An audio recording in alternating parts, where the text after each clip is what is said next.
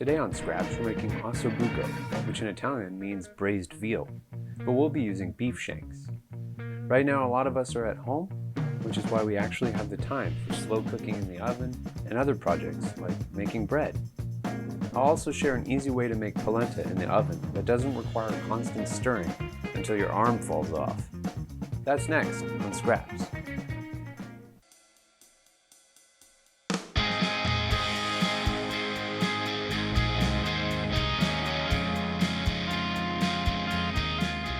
Scraps. Hey, how's it going everybody? Welcome to Scraps. Today I'm going to be making Osso Buco. We've got two shanks, two pretty large looking shanks. Sometimes you go to the grocery store and you'll see oxtail and lamb shanks and beef shanks all in the kind of like the same area. You're also going to need mirepoix, which is going to be half a cup of onion, half a cup of carrots, and half a cup of celery. You also have 3 smashed cloves of garlic and half a cup of diced canned tomatoes. You also need tomato paste and some dry white wine, but I don't have any dry white wine in the house. I'm all dry. I've only got red, and it doesn't really work as well for this recipe. But a great alternative to dry white wine is vinegar. Specifically, I have apple cider vinegar. It's a little sweet, but it still has that tart that we'll want. So that's a good substitute. We'll also need some chicken stock, and then I also have a pinch of oregano, dried oregano.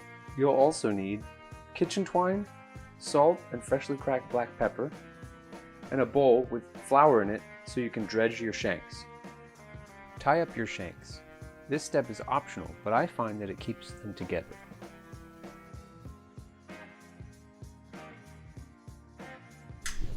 So now we're going to season it with salt and some pepper. Then we'll dredge them over here in this flour, just enough to get them coated, and shake off any excess as well.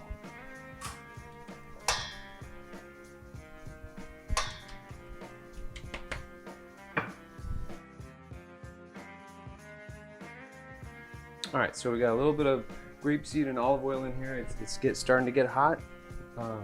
Before it starts smoking or anything like that, get one of our seasoned dredged beef shank and get that guy going in there.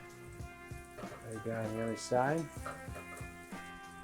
It's really important to get the Maillard reaction by waiting till your pan is hot, adding some oil, and then putting your proteins in there.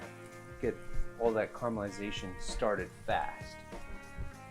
This should take about 5 to 6 minutes per side to get a nice golden. Again, we're on high heat right now. Maybe we want to even bring it down a little bit. Medium high. All right, let's get a little check on these babies here. Oh yeah, that's some nice color there. And how about you? Big red? Oh yeah, a little bit of color. Looking pretty nice. All right, let's give those a few more minutes. We'll come back and check on them. All right, these guys are starting to look real good. Yeah, take these guys off. Got some nice color on them. Look at that. Yeah, these look great. All right, so just set that aside.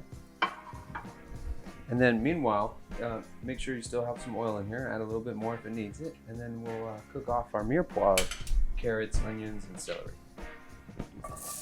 We're still on, this is on medium to high heat.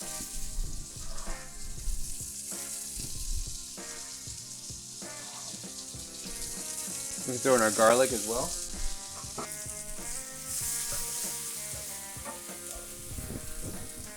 Add a little extra oil and fry your tomato paste for just a couple minutes.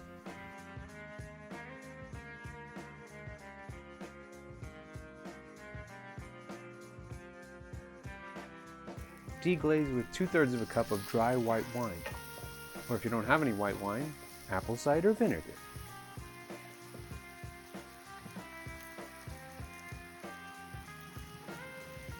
Half a cup of canned or fresh diced tomatoes.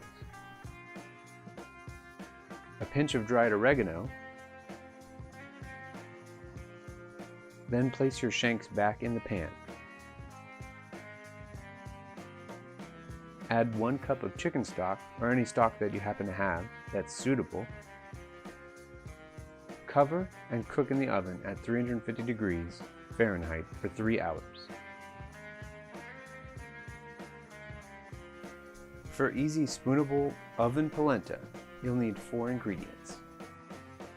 In an oven-safe pot, add 2 cups of water, a knob of butter, half a cup of dried cornmeal, and a pinch of salt.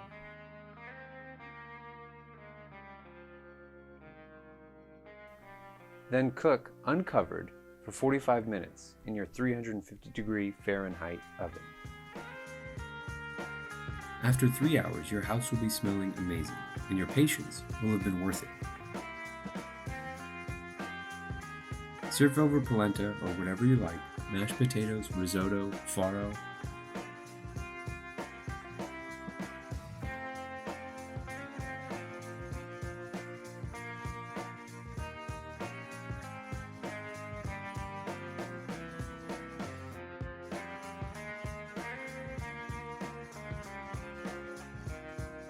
This can most definitely be made ahead and stored in the fridge. It's actually better that way. The meat has time to really rest and the flavors really have a party.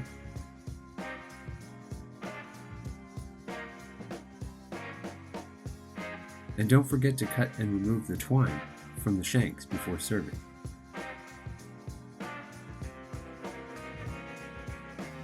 Thanks for watching. I'll see you next time on Scraps.